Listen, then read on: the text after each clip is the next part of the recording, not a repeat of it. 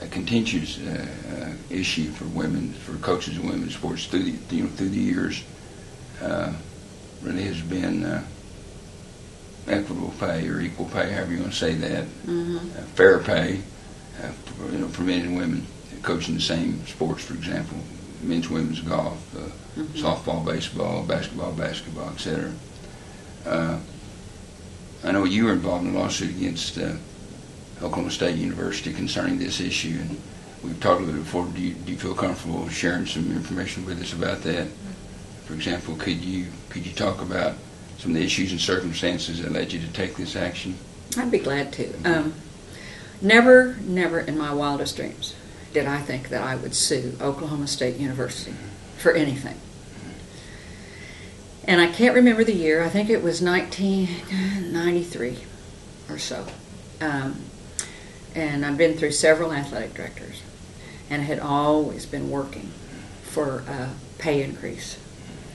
And pay increase for all of our coaches and talking about gender equity. I mean, that was a huge subject for almost all of my coaching career, was gender equity. Well, the story I got every time, and I believed them, was and it's just really hard to increase your salary at such a big leap. We just can't do that, because your base pay, we just can't give you that big of a raise. We can't do that within our system. Well, I believed them for a long time. And I got to noticing that they could really give people what they wanted to give them.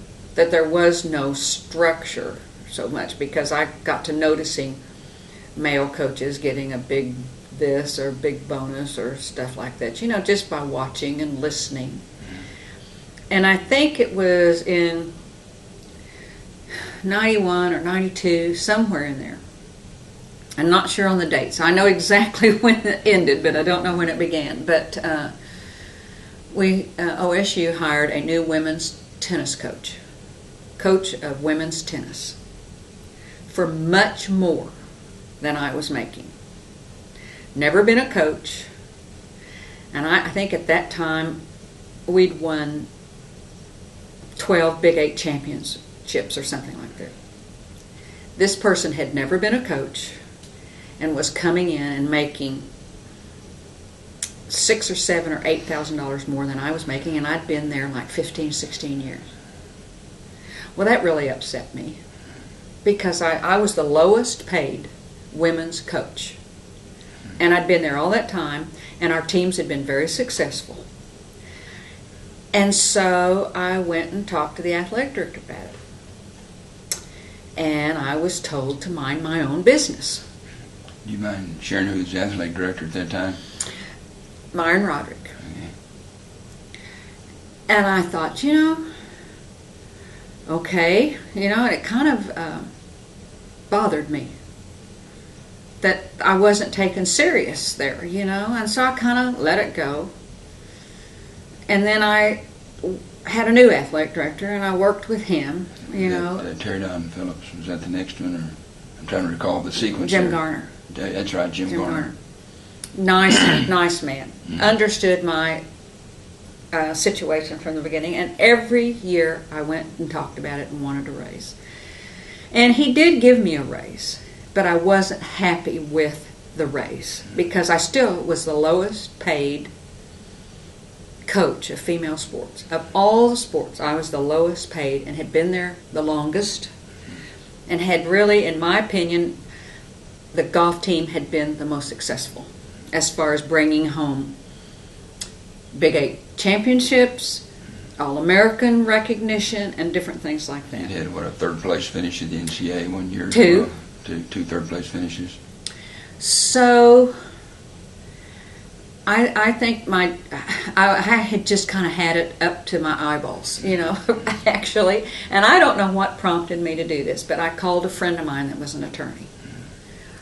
And I said, what can I do? I said, I'm just, and I tell you why I got so into this at that point in time, I think now looking back, is that I was looking towards retiring and wondering what in the world was I going to live on.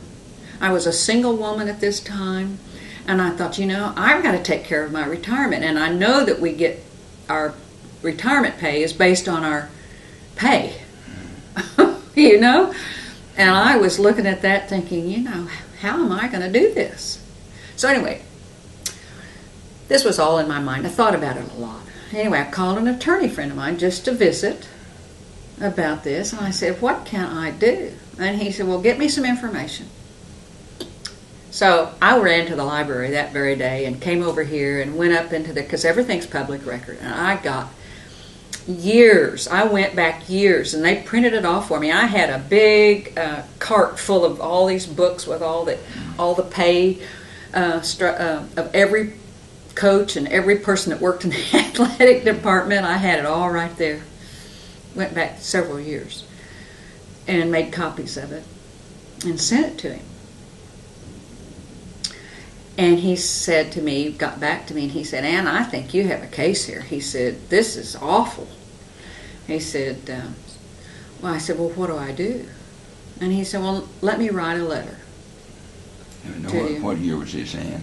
I'm not sure what year it was. I think it was in early 93. Okay. It might have been in 92.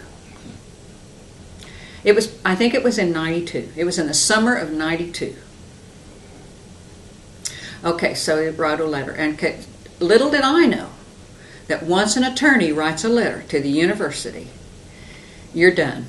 All dialogue shuts down. All dialogue with the people that you really want to talk to, you have to talk through your attorneys. Well, I was just beside myself. I thought, oh my gosh, But my attorney, who is a very good attorney, Stan Ward, he lives in Norman, but he grew up in Stillwater and has been a long-time friend of mine, and his wife is a long-time friend of mine. Anyway,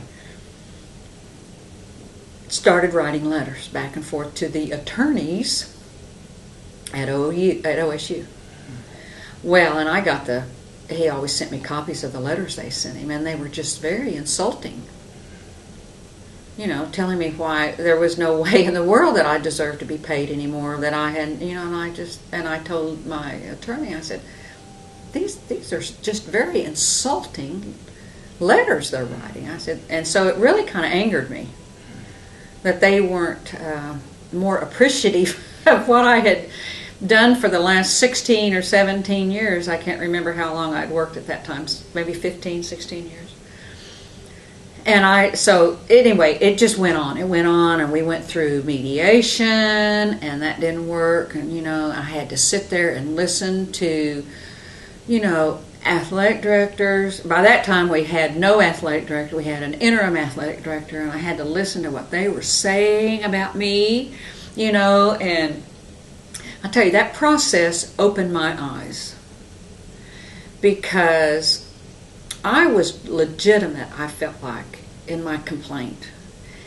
But they were adamant that I was just way off base, and that what I was asking and talking about was just not true. So through the years we went through all this, and so the summer of 93, I'll never forget this. I was at a recruiting tournament, and I got a call from my attorney, and he said, Ann, they've made their final offer. And I said, well, what is it? And he gave it to me, and I said, that's not anything. I said, that's awful. I was just like, that's what they're going to offer me. So I said, what do I do? And he said, well, the only next thing you can do is file a letter to sue. I don't know what it is, but anyway, you file a suit. Mm. Okay, and I said, let me think about it. So I left the tournament because I was terribly upset. And I just went home, and I just hunkered down in my house and just thought about it all weekend. And I came to the conclusion that, the only thing I had to lose was money, fighting it, and my reputation. And I felt good about my reputation. So whatever the other people thought about me, I didn't feel that way about me. And so I called him on Monday, and I said, okay, file it. And he said, now, are you sure this is what you want to do? And I said, yeah, but can you wait until the very end of the day to do it? Because I knew it was going to be front page. Because he told me, he said, Ann, there's always a reporter there waiting to see what has been filed. And I said, does it have to be in the paper? And he said, well, it will be. Well, the very next day, right on the front page, was Pitts sues to be paid like a man. And I was exact words there. Oh, well, I might be paraphrasing, but and I was just devastated. I mean, I was just devastated. So I didn't go to work that day. I just couldn't go in. Because I just knew, I mean, it was just, and then when I had to work there all year. So this was in the fall of this was in August of 93. And we tried everything we could to settle out of court, working with them. They wouldn't budge on anything. So we went through the process of getting ready for trial. And the trial was in April of 94. So. Can you share what the results of the trial were in? Well, I've never been in a trial for anything. And it was just awful. I will tell you this. It was a jury trial. We had 8 people on it. And in a federal court, this was in federal court, and in federal court it has to be unanimous. I had 6 men and 2 women on the jury. And my attorney told me, he said, Ann, this does not look good. He said, if we can settle, we need to settle. And every day they came back with the same thing. And I said, I don't feel good about that. I said, I want that jury to tell me I'm wrong. I said, I'm willing to go all the way. I want the jury to tell me I'm wrong on what I'm thinking here. And so 6 redneck men and 2 women found for me. And it had to be unanimous. We filed under 3 laws. Equal pay, I did not win. It was at the time I sued, it was extremely hard to win an equal pay suit. They've relaxed the standards now. It's much easier, and I'm so glad for that. But we filed under Title IX and Title VII, and so I won both of those. And what I won was a 5-year contract after negotiating. I mean, after the trial, we had to negotiate this. I got a 5-year contract. I'd never had a contract in my life at working for OSU. But I had to have 5 years because that was the date of my retirement. And if you don't reach full retirement, you're not going to get your retirement. So I knew I had to reach that. I got retirement, and they had to pay my attorney fees, which was huge. That helped me so much. I got a pay increase that I was satisfied with. I wasn't pleased with, but I was satisfied with. It was more than they were willing to give me in the settlement. And I got back pay. For how many years back? Well, I don't know how far back they gave me, but they gave me a sum. And I got some compensatory damages of some kind, a little bit amount of that. So that pleased me. That jury of 6 men and 2 women found in my favor. Now the university in the headlines said they won.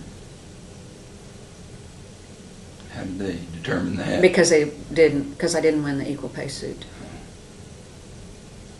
So it's always pleasing for me to be able to tell the story because it never came out in the paper like it really happened.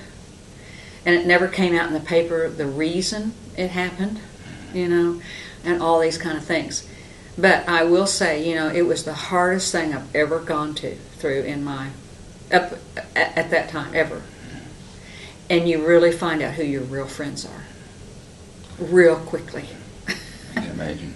And you had to, it must have been tough. Now you won the suit, you got the pay, but then now you've got to come back to work. Yeah, I worked all during it. This is administrators that you've been the other side of the fence with. How did that work for you? Well, you know, Jerry, you know, I felt okay because I felt like I was right. You know, and I will tell you this, it took only a phone call for the softball coach to get a substantial raise, and only a phone call for the women's basketball coach to get a substantial raise. And that pleased me no end.